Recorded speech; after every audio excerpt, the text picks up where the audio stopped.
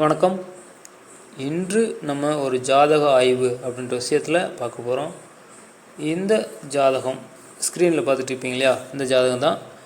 இதுக்கான ஒரு கேள்விகள் என்ன அப்படின்ற விஷயம் பார்த்திங்கன்னா, இப்போது இந்த ஜாதகக்காரங்களே பார்த்திங்கன்னா ஒரு சொந்தத்தில் திருமணம் அமையுமா, இல்லை வெளியே அமையுமா, இல்லை ஒரு அத்தை பையன் மாமா பையன் அப்படின்ற மாதிரியான விருப்பம் அவங்களுக்கு இருக்குது, அது மேரேஜ் பண்ணிக்கலாமா அப்படின்ற விஷயம் இருக்குது அப்படின்றத கேட்டிருக்காங்க.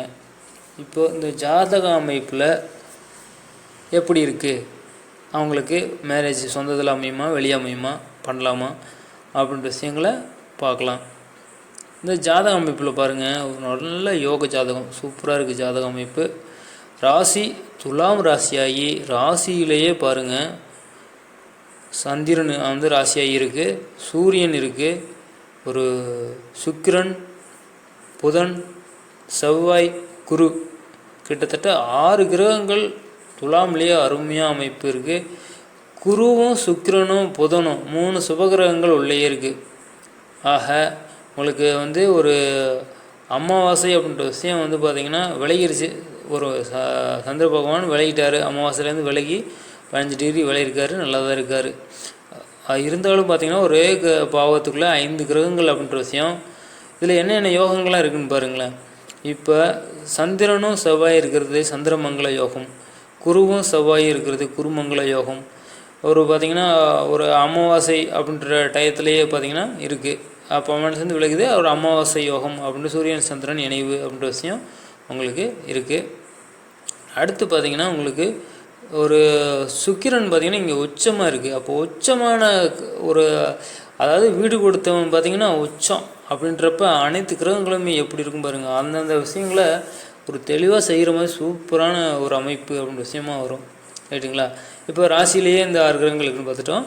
அடுத்து பார்த்திங்கன்னா உங்களுக்கு ராகு பகவான் ஒரு கும்ப வீட்டில் இருக்கார், சனி பகவான் ஒரு கடக வீட்டில் லக்னமாகி லக்னத்திலேயே அங்கேயே இருக்காங்க. அடுத்து கேது சிம்மத்தில் இருக்கிறாங்க. அவ்வளோதான் கிரக அமைப்பு. இப்போ இந்த கிரக அமைப்பில் ஒரு யோகங்கள் அப்படின்ற விஷயம் இருக்குது. இப்போ அவங்களுக்கு என்ன தசாபுத்தி போகுது அப்படின்றத வைத்து நம்ம பார்க்கும்போது சனி தசை அப்படின்ற விஷயம் போகுது அப்படின்ட்டு தான் பார்க்குறேன். ஒரே நிமிஷம் தசாபுத்தி செக் பண்ணிடலாம். தசாபுத்தி பார்த்திங்கன்னா உங்களுக்கு சனி தசை தான். சனி தசையில் இப்போ ஒரு சுக்கிரனோட புத்தி அப்படின்ற விஷயம் போகுது. அப்போ சனி தசை சுக்கிர புத்தி. அப்போ சுக்கிரன் பார்த்திங்கன்னா எங்களுக்கு உச்சமாக இருக்குது. அப்போ அப்படின்றப்ப திருமணம் சம்மந்தப்பட்ட விஷயங்கள் வரணும் அப்படின்றது அவங்களுக்கு ஒரு ஈர்ப்பு, அந்த திருமணத்தில் ஒரு இன்ட்ரெஸ்ட்டு அப்படின்ற விஷயம் அவங்களுக்கு வந்துருச்சு. இது அந்த ஜாதக அமைப்பில் தசாபுத்தி போகிறது அப்படின்ற விஷயம் வைத்து அவங்களுக்கு இருக்குது. ஓகே, இப்போ அவங்களோட ரிலேஷன்ஸ் அப்படின்ற வகையில் திருமணம் அமையுமா, இல்லை நம்ம குடும்பம் இல்லாமல் உறவுகள் இல்லாமல் வெளியே திருமணம் அமையுமா அப்படின்ற விதத்தை பார்க்கும்போது இங்கே பாருங்கள், ராசி அதிபதியும் ராசியிலேயே இருக்கார். ராசிக்கு வீடு கொடுத்தவர் சுக்கிரன் ராசியிலே இருக்கார். 7ஆம் அதிபதியும் ராசியிலே இருக்கார். அப்போ பார்த்திங்கன்னா ஒரு 7ஆம் அதிபதி ராசியிலே இருக்கும்போது அப்படின்ற விஷயம் இருக்குது. அடுத்து பாருங்கள், உங்களுக்கு கடக லக்னம், கடக லக்னமாகி 7ஆம் அதிபதி லக்னத்திலேயே உட்காந்துருக்காரு. அப்போ என்ன அர்த்தம், களத்திர ஸ்தானம் சம்மந்தப்பட்ட விஷயங்கள் எல்லாமே லக்னத்திலே இருக்குது. அப்போனா அவங்க சொந்தத்துக்குள்ளேயே அவங்களோட உறவுகளுக்குள்ளேயே அவங்க இருக்க போகிறாங்க அப்படின்றத மாதிரியான அமைப்பு பாருங்கள், அருமையான அமைப்பு. ராசி அதிபதியும் 7ஆம் அதிபதியும் ஒரே கட்டத்தில், அதுவும் களத்திரக்காரனாகி அவர் உச்சமாகி ஒரே கட்டத்துக்குள்ளே இருக்காங்க. அடுத்து கடக லக்னத்துக்கு 7ஆம் அதிபதி லக்னத்திலேயே இருக்கார்.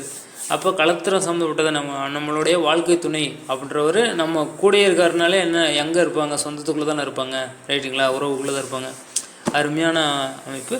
அப்போ உறவுகளில் தான் திருமணம் அமையும் அப்படின்ற விஷயம் கண்டிப்பாக இருக்குது அப்படின்றத விஷயங்கள் சொன்னேன்.